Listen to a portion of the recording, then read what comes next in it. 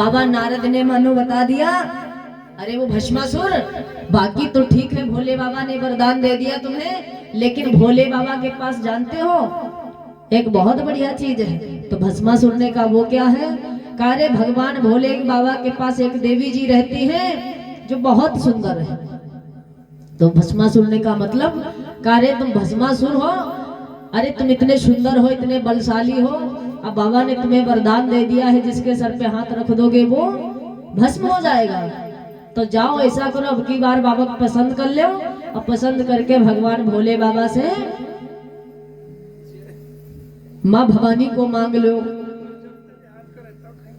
और जब माँ भवानी को मांग लोगे तो मैया भवानी तुम्हारे साथ बहुत अच्छी शोभा देगी, बड़ी शोभा आएगी मैया देखने में, और तुम भी बड़े सुंदर लगोगे। तो मानो भस्मासुर की बुद्धि चकराई और भस्मासुर भूल गया कि हमको नारद पे मंत्र का प्रयोग करना था। बाबा नारद ने कहा हाँ ये तो तुमने ठीक कहा। तो कहा जाओ, भोले बाबा तुमको इतना मानते होंगे तो तुम वरदान मांगोगे तो जरूर तुमको अपनी देवी दे देंगे। तो भस्मासुर कहाँ पहुंचा? फिर कैलाश पर्वत पे और तपस्या किया, प्रसन्न किया। अब भोले बाबा कहने लगे बच्चा अब की का चाहिए? कहा भोले बाबा अब हम ये लेने आए हैं कि जो देवी जी तुम्हारे साथ हैं ये देवी जी हमको दे दो। तब भोले बाबा ने कहा देवी जी मतलब? अरे माँ भवानी जो है ना वो भोले बाबा हमको दे दो। तो कहा भोले बाबा ने विचार किया, हमको लग रहा ये मंत्र कोई कमजोर नहीं। बोला किसने बताया? अरे किसी ने बताया हो बाबा, लेकिन ये बताओ देवी दोगे कि नहीं? भस्मासुर ने जैसे पूछा, भोले बाबा ने कहा बेटा कुछ और मांग लो लेकिन ये असंभव है। अरे प्रलय आ जाएगा, आकाश पाताल एक में मिल जाएंगे लेकिन देवी तुमको नहीं मिल पाएगी। तो मानो भस्मासुर ने कहा अगर भोले बाबा नहीं दोगे तो सुनो। कहा क्या है? कहा मैं तुमको नहीं छोड़ने वाला हूँ। क्यों? क्योंकि तुमने मुझे वरदान में दिया है कि मैं जिसके ऊपर सर पे हाथ रख दूंगा वो जलकर भस्म हो जाएगा। भोले बाबा को होश आया, हाँ कहते तो ठीक है। तब मैया भवानी ने देखा स्वामी और दैले वरदान, बहुत वरदान देते हो, तुम्हारा चेला है ना, ऐसे ऐसे महाराज चेला पाल के रखे हो कि तुम ही पे आक्रमण है। तो क्या हुआ? अब भैया भस्मासुर मानो भोले बाबा पे आक्रमण करना चाहा, हाथ रखना चाहा। तो क्या हुआ? भोले बाबा भाग पड़े, आगे आगे भोले बाबा, पीछे पीछे भस्मासुर जा रहा है। अब आगे आगे भोले बाबा, पीछे पीछे भस्मासुर जा रहा है। भोले बाबा घबराए कि अब कोई नियम नहीं, कोई प्रयोग नहीं, कोई विधि नहीं, अब क्या किया जाए? तो क्या हुआ? मन ही मन में किसका ध्यान किया? कमलापति भगवान विष्णु का। अरे स्वामी आ जाओ ना, आज हम संकट में फंस गए और भस्मासुर हमको भस्म करके ही छोड़ेगा। चल दिए भगवान कमलापति। क्या किया? सोचा ये मैया के चक्कर में भोले बाबा को भस्म करने जा रहा है तो क्यों ना मैं देवी मैया का ही वेश बना लूं और पहुंच जाऊं उसके पास। तो मानो आज भगवान विष्णु ने कितना सुंदर रूप बनाया। कैसा गजब था भेष बनाना, आज भगवान विष्णु ने इतना सुंदर रूप बनाया। कैसा गजब था भेष बनाना, चले विष्णु एक दिन, चले विष्णु एक दिन बन के जनाना। कैसा गजब था भेष बनाना।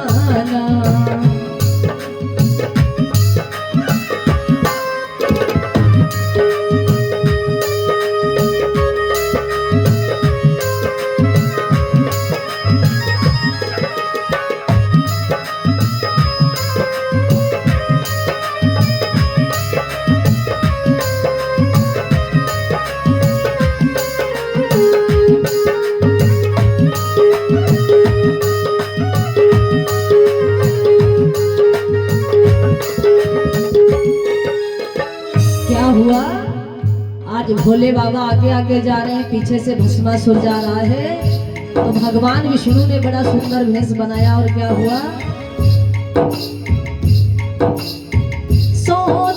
रहा भस्मा देवू जलाई, पार्वती को लेऊ अपनी बनाई, पार्वती को लेऊ अपनी बनाई। आज भस्मासुर ने सोचा, अरे भगवान भोले बाबा लक्ष्मी मैया यानी माँ भवानी गौरा को नहीं देना चाहते हैं, तो क्या सोचने लगा, सोच रहा भस्मा देवू जलाई, पार्वती को लेऊ अपनी बनाई, पार्वती को लेऊ अपनी बनाई। और ऐसे हमें तो क्या, ऐसे हमें तो क्या कहेगा जमाना, चले विष्णु एक दिन बन के जनाना, चले विष्णु एक दिन बन के जनाना।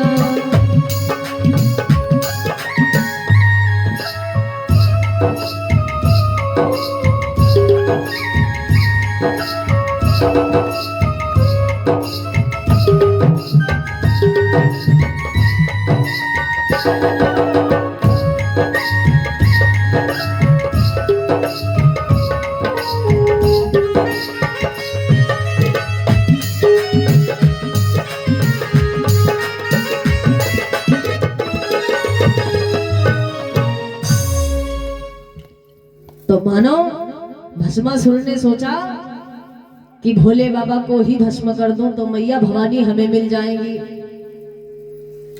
तो भगवान विष्णु ने तत्काल माँ भवानी गौरा का रूप बनाया और कहां पहुंच गए, जहां भोले बाबा दौड़ते जा रहे थे, एक पेड़ की खोह में जाकर के बैठ गए छुप के। अब वो भस्मासुर ढूंढ रहा। अब भगवान विष्णु ने देखा, रे भोले बाबा कहाँ बैठे, एक वृक्ष के अंदर बैठे हैं। अब वृक्ष आप लोगों ने देखा हो कि बाहर से देखने में अंदर खोखला खोखला हो जाता है, देखा है। ऐसे ही वृक्ष में जाकर के भोले बाबा बैठ गए। अब वो भस्मासुर चारों तरफ ढूंढ रहा है कि भोले बाबा कहाँ गायब हो गए, जल्दी निकलो। तब तक क्या हुआ, कमलापति पहुंचे, आवाज लगाई, अरे वो भस्मासुर कहाँ जा रहे हो। मानो भस्मासुर ने बताया, अरे तुम कौन हो। तो भगवान विष्णु ने कहा, अरे पीछे मुड़ के तो देखो, जिसके चक्कर में भोलेनाथ को रपटते जा रहे हो पीछा करते, तो पीछे एक बार देख लो। भस्मासुर ने मुड़ के क्या देखा, बड़ा सुंदर मोहिनी रूप लिए हैं भगवान विष्णु। भस्मासुर ने समझा नहीं, भस्मासुर ने सोचा हमें तो लग रहा है ये मैया आ गई कि जिनको मैं चाहता हूं। तो भस्मासुर ने कहा, तुम कौन हो, मैया भवानी यहाँ कैसे आ गई।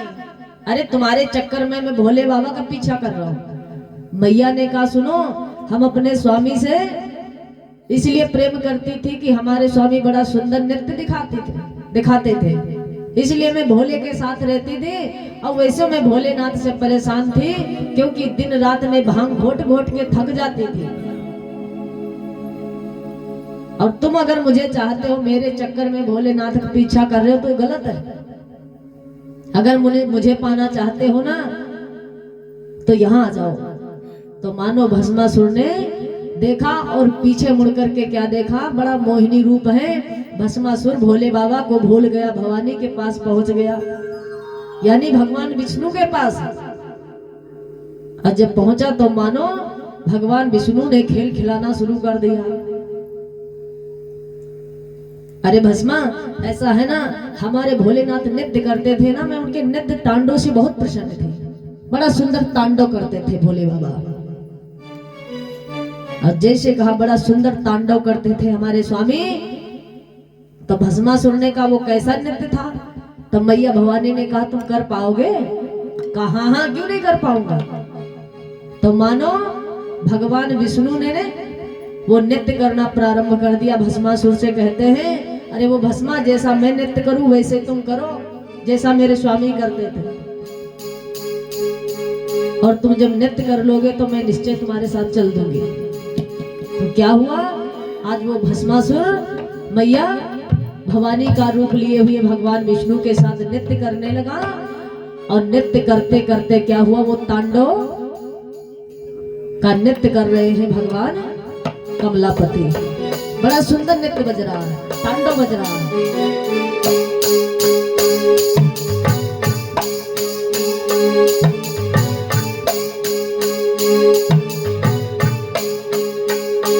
नृत्य कर रहे हैं भगवान विष्णु।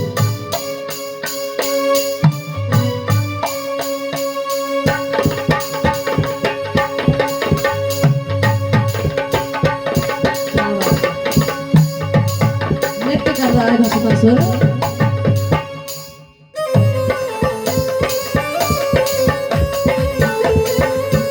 मोहिनी का रूप लिए विष्णु के साथ नृत्य हो रहा है। तो सभी भक्त तालियों का साथ देते हुए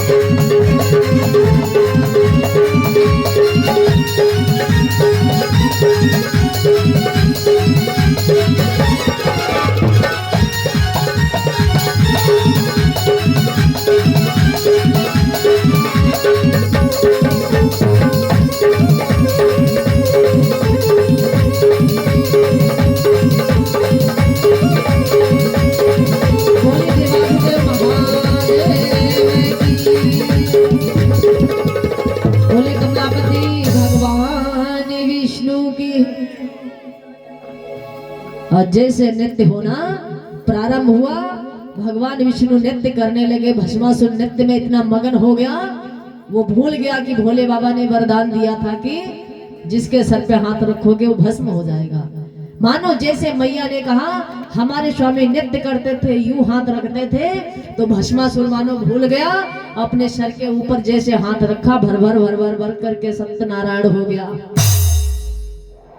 बोले कमलापति भगवान की जय हो, बोले देवाधिदेव महादेव की जय हो। जय जय श्री शंभु।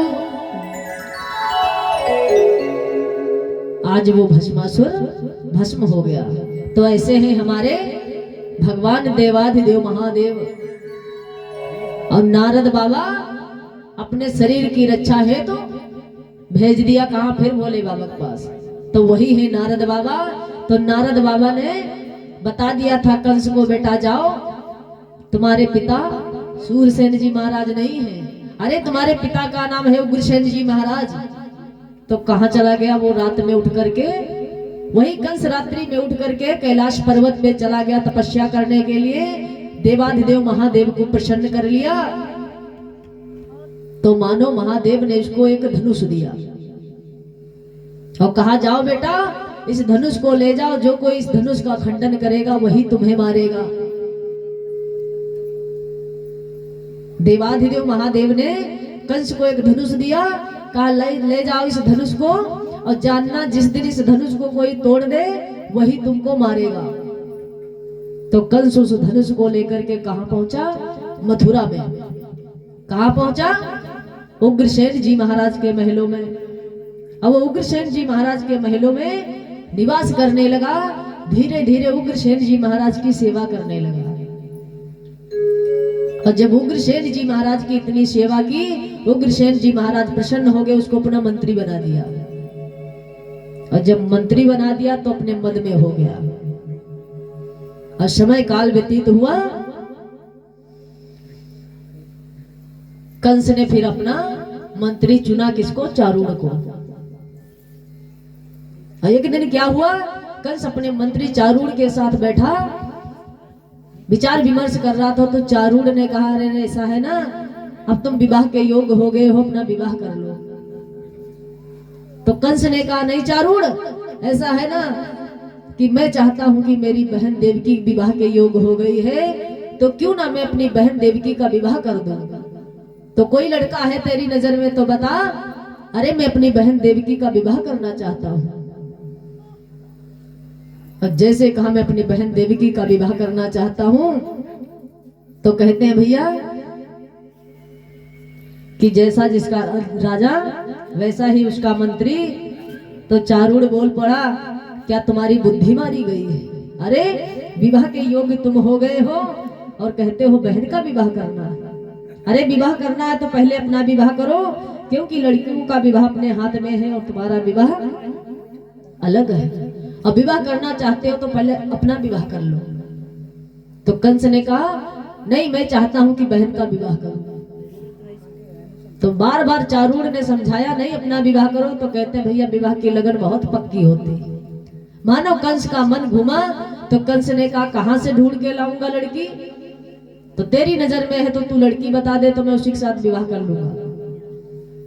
तो कहते हैं भैया कि बकरियों की पंचायत आय करके भिड़ौना करे तो होगी पंचायत, या आपस में बट जावेगी। और हलवाई की दुकान की रखवारी कुतिया करे तो बचावेगी जलेबी, बचावेगी मिठाई या जलेबी चाट जावेगी।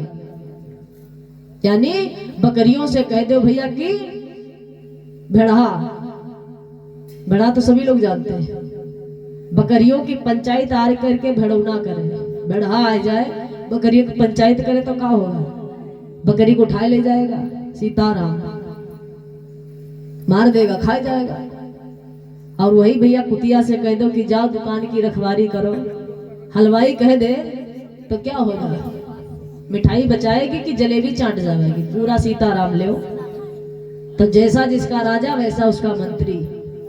तो मानो चारूड़ ने कहा, राजन अरे महाराज ऐसा है ना, हमारी नजर में 2 बेटियां हैं, 2 कन्याएं हैं। कहाँ है महाराज? अरे एक राजा है मगध नरेश। अब मगध का नरेश कौन है? जरासंध। जरासंध की कथा आप लोग सुन चुके हैं, जिसको भीम भैया ने मारा था। अब कथा मन से सुनना, अगर समझ में ना आए तो तुरंत पूछना। अगर कथा समझ में आ रही तो ऐसे से, और ना आए तो ऐसे ऐसे। इशारा सब जानते हैं, हमारे गुरुदेव कहा करते हैं। बोली गोविंद भगवान की जय हो। तो क्या हुआ? एक राजा है मगध नरेश, जिनका नाम है जरासंध। और जरासंध के घर में 2 बेटियां हैं, एक का नाम है अस्ति और एक का नाम है प्राप्ति। बड़ी सुंदर बड़ी सुशील कन्याएं हैं। अगर तुम्हारा विवाह हो जाए तो महाराज 4 चांद लग जाएंगे। तो क्या किया? जरासंध और चारूड़ मिलकर के कहां पहुंच गए? मगध नरेश जरासंध के पास। और जैसे जरासंध के पास पहुंचे तो मानो घोड़े हाथी इत्यादि से जा रहे हैं। तो इतना तेज घोड़े की रफ्तार हो रही है, मानो घोड़े आकाश से बात कर रहे हैं, मानो धूल आकाश मंडल में उड़ रही है। घोड़े दौड़ते हुए जा रहे हैं, घोड़ों की चलने की आहट सुनाई पड़ी। तो जरासंध ने समझा कि हमें लग रहा कि ऐसा तो नहीं कोई दूसरे देश का राजा हमारे ऊपर चढ़ाई करने आ रहा। तो मानो जरासंध भी तैयार हुआ। और इधर क्या हुआ भैया? तब तक वो कंस जरासंध के पास पहुंच गया। और भैया कहते हैं पहले युद्ध करते थे तो शंख बजाते थे। अब शंख की धुन जब नहीं गूंजी, जरासंध समझ गया कोई युद्ध वाला नहीं है। अब जरासंध के महलों में प्रवेश किया कंस ने, और जाकर के मानो वार्तालाप होने लगा है जरासंध का और कंस का। तो कंस ने कहा, महाराज हमने सुना है कि आपके घर में 2 बेटियां हैं। कहा क्यों? अरे महाराज हम विवाह का प्रस्ताव लेकर आए हैं। कहा क्यों, किसके साथ? अरे महाराज मेरे साथ। तो जरासंध ने देखा, ये देखने में तो ऐसा लग रहा हो, कहता मैं विवाह करूंगा। तो जरासंध ने कहा सुनो, विवाह करोगे ठीक है, लेकिन बात यह है कि हमारी बेटियों का प्रण है कि हमारे घर में एक हाथी है, जो कोई उस हाथी को एक ही मुक्के में बिठा देगा उसी के साथ में हमारी बेटी का विवाह होगा। ये हमारी बेटियों का प्रण है, प्रतिज्ञा है। तो मानो कंस ने कहा कहाँ है वो हाथी, बुलवाओ। तो जरासंध ने उस हाथी को मंगवाया और जैसे उस हाथी को देखा तो कहा भैया विवाह की लगन बड़ी पक्की, जिनका विवाह हो गया उनसे पूछो मंडी कितनी सस्ती है। सिंगार खरीदते रहोगे पूरा नहीं कर पाओगे, कभी साड़ी ले कभी सिंगार ले, और जिनकी नहीं हुई वो सोचते कितना जल्दी बारात हो जाए। तो मानो आज जरासंध ने कहा हाथी बुलवाओ, जरासंध ने उस हाथी को मंगवाया और कंस ने भर मुक्के एक ही मुक्के का प्रहार किया, वो हाथी धड़ाम से जमीन में बैठ गया। एक ही मुक्के के प्रहार से वो हाथी बैठ गया। और जब बैठ गया तो भैया प्रण था ना कि जो कोई एक मुक्के में बिठा देगा उसी के साथ विवाह होगा। तो मानो जरासंध ने अस्थि और प्राप्ति का विवाह कर दिया, किसके साथ?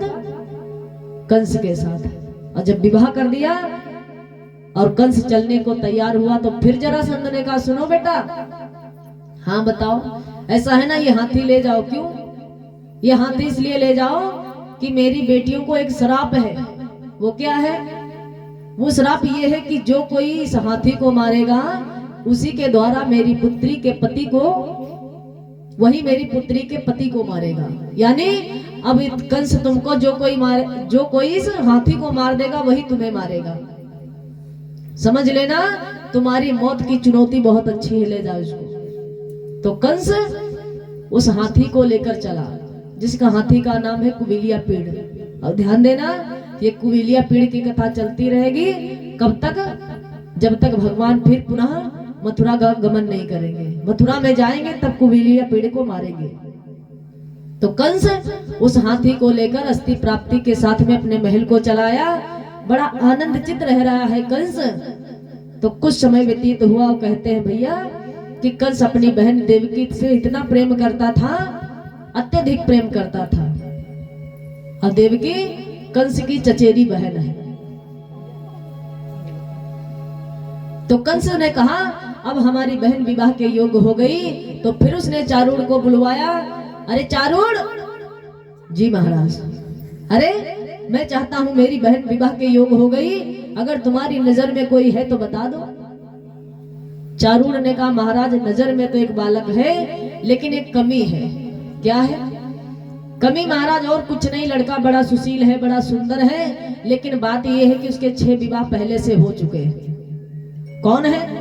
अरे सूरसेन जी का बेटा है वसुदेव। अब भैया कंस को बचपन की बात याद आ गई। अरे मैं तो सूरसेन के घर में पल रहा था, वसुदेव के साथ में खेल रहा था, तो क्यों ना बहन का विवाह वसुदेव से कर दिया जाए। तो मानो आज कंस कहाँ पहुंचा है? सूरसेन जी के पास। देवक जी महाराज भी पहुंचे।